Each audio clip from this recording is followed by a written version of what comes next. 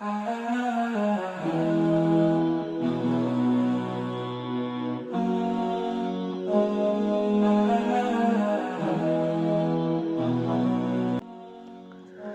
کی ویڈیو میں ہم بات کریں گے کہ زندگی میں کچھ باتیں ہر ایک کو نہیں بتائی جاتی، کسی کو بھی نہیں، اپنے سگے رشتوں کو بھی نہیں۔ اور وہ کون سی باتیں ہیں، اس کے لیے ویڈیو کو اینڈ تک ضرور دیکھیں جیسے کچھ زخم ایسے ہوتے ہیں جو کسی کو نہیں دکھائے جاتے، اسی طرح کچھ راز بھی ایسے ہوتے ہیں جو ہر کسی سے نہیں کہے جاتے، کیونکہ دنیا تو عادتاً سنتی ہے، دل سے سمجھنے والے کم ہی ملا کرتے ہیں۔ کچھ لوگ ہمارے درد کو لفظوں میں تلاش کرتے ہیں اور کچھ ہمارے لفظوں میں ہماری کمزوریاں ڈھونڈتے ہیں۔ اس لیے بہتر یہی ہے کہ دل کی گہرائیوں میں چھپی کچھ باتیں، کچھ دکھ، کچھ راز صرف اپنے رب کے حوالے کر دیے جائیں، کیونکہ لوگوں کے سامنے کیا گیا شکوہ اکثر مذاق بن جاتا ہے۔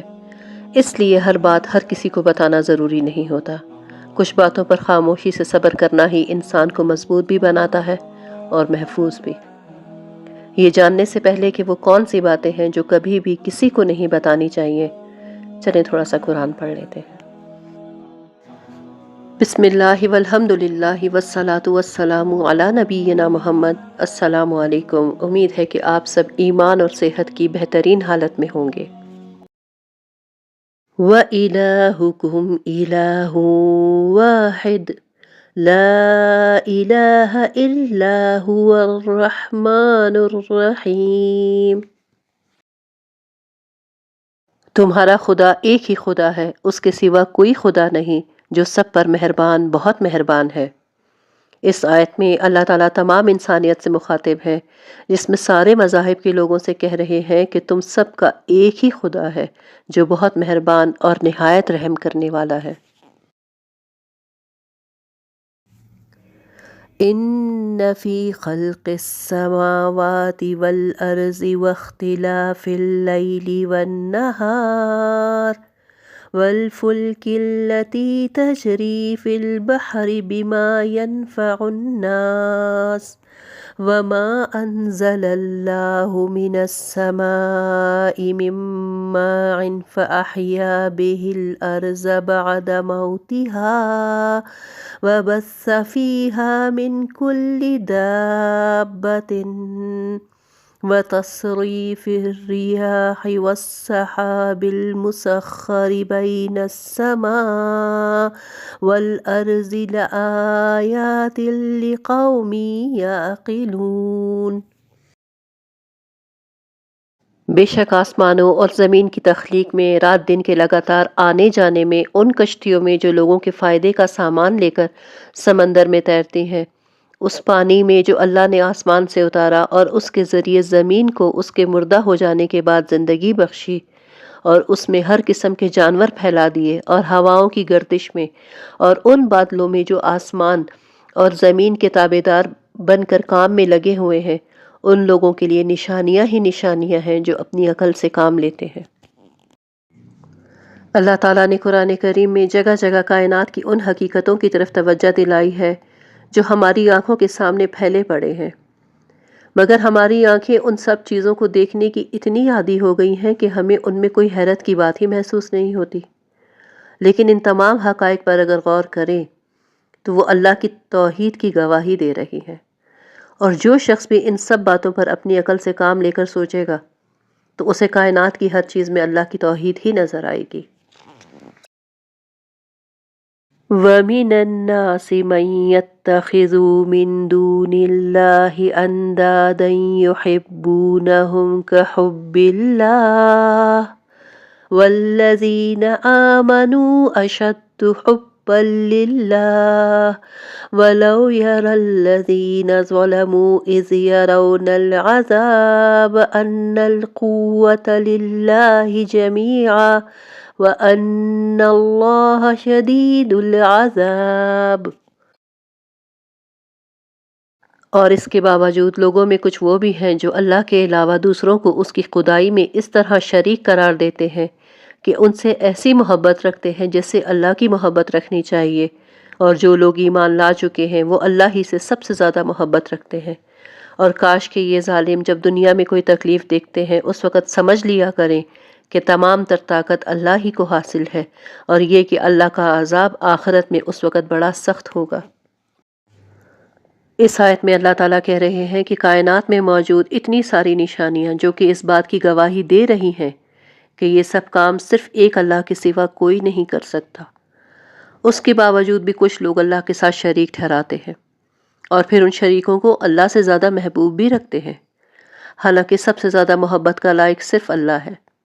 جس نے یہ سارا نظام کائنات بنا کسی شریک اور مددگار کے اکیلے پیدا کیا ہے۔ استبرأ الذین اتبعوا من الذین اتبعوا ورأوا العذاب وتقطعت بهم الاسباب۔ جب وہ پیشوا جن کے پیچھے یہ لوگ چلتے آ رہے ہیں اپنے پیروکاروں سے مکمل بے تعلقی کا اعلان کریں گے، اور یہ سب لوگ عذاب کو اپنی آنکھوں کے سامنے دیکھ لیں گے، اور ان کے تمام باہمی رشتے کٹ کر رہ جائیں گے۔ یعنی جن لوگوں کو یا شریکوں کو یہ اللہ کے ساتھ شریک ٹھہراتے ہیں اور ان کی تابعداری کرتے ہیں، قیامت والے دن وہ سب ان سے بیزاری کا اظہار کریں گے۔ وَقَالَ الَّذِينَ اتَّبَعُوا لَوْ أَنَّ لَنَا كَرَّةً فَنَتَبَرَّأَ مِنْهُمْ كَمَا تَبَرَّؤُوا مِنَّا كَذَلِكَ يُرِيهِمُ اللَّهُ أَعْمَالَهُمْ حَسَرَاتٍ عَلَيْهِمْ وَمَا هُمْ بِخَارِجِينَ مِنَ النَّارِ۔ اور جنہوں نے ان پیشواؤں کی پیروی کی تھی وہ کہیں گے کہ کاش ہمیں ایک مرتبہ پھر دنیا میں لوٹنے کا موقع دے دیا جائے تو ہم بھی ان پیشواؤں سے اسی طرح بے تعلقی کا اعلان کریں جسے انہوں نے ہم سے بے تعلقی کا اعلان کیا ہے۔ اس طرح اللہ تعالیٰ انہیں دکھا دے گا کہ ان کے اعمال آج ان کے لیے حسرت ہی حسرت بن چکے ہیں، اور اب وہ کسی صورت میں دوزخ سے نکلنے والے نہیں ہیں۔ یعنی جو جھوٹے معبود اور شریک اپنے تابع داروں سے یا یوں کہیں کہ اپنے فالوورز سے بیزاری کا اظہار کریں گے تو پھر ان کے وہ فالوورز بھی کہیں گے کہ کاش اگر ہمیں دنیا میں لوٹنے کا موقع دیا جائے تو ہم بھی ان سے ایسی ہی بیزاری دکھائیں جو یہ آج کے دن ہمیں دکھا رہے ہیں، لیکن اس دن ان کے لیے صرف عذاب ہوگا اور وہ دوزخ سے کبھی نہیں نکل سکیں گے۔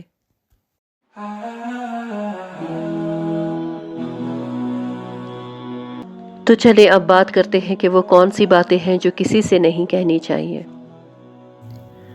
سب سے پہلی بات تو یہ کہ اپنی کمزوریاں کسی کو نہ بتایا کریں۔ دیکھیں ہر انسان کے اندر کچھ کمیاں کچھ کمزوریاں ہوتی ہیں، اور اگر آپ اپنی کمزوریاں سب کو بتا دیں گے تو لوگ پھر انہیں آپ کے خلاف استعمال کرتے ہیں۔ اپنے دکھ درد ہر کسی کو نہ سنایا کریں، کیونکہ زیادہ تر لوگ سمجھتے نہیں بلکہ صرف جاننے میں دلچسپی رکھتے ہیں۔ گھر کی لڑائیاں، ناراضگیاں یا فیملی کے راز یہ باہر بتانے سے بھی لوگ مذاق بناتے ہیں یا غلط باتیں پھیلا دیتے ہیں۔ آپ کے پاس پیسے کم ہیں یا زیادہ یہ کبھی سب کو نہیں بتانا چاہیے،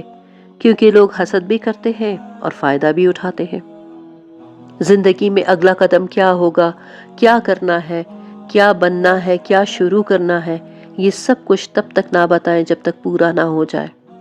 اسی طرح اگر آپ کسی کی مدد کرتے ہیں یا کوئی اچھا کام کرتے ہیں تو اس کا بھی چرچا خود نہ کیا کریں، اس سے نیکی کا خلوص ختم ہو جاتا ہے۔ اور اسی طرح اپنے خوف اور پریشانیاں، اپنی محبت یا دل کے راز اور اپنی زندگی کی غلطیاں یہ بھی کسی سے کبھی بھی مت شیئر کیا کریں، کیونکہ لوگوں کا کام صرف سن کر تماشا بنانا یا سن گن لینا ہوتا ہے، اور اگر کچھ راز زبان پر آ جائے تو رشتے بدل جاتے ہیں، لوگوں کا رویہ بدل جاتا ہے، اور آپ کی زندگی صرف ایک مذاق بن کر رہ جاتی ہے۔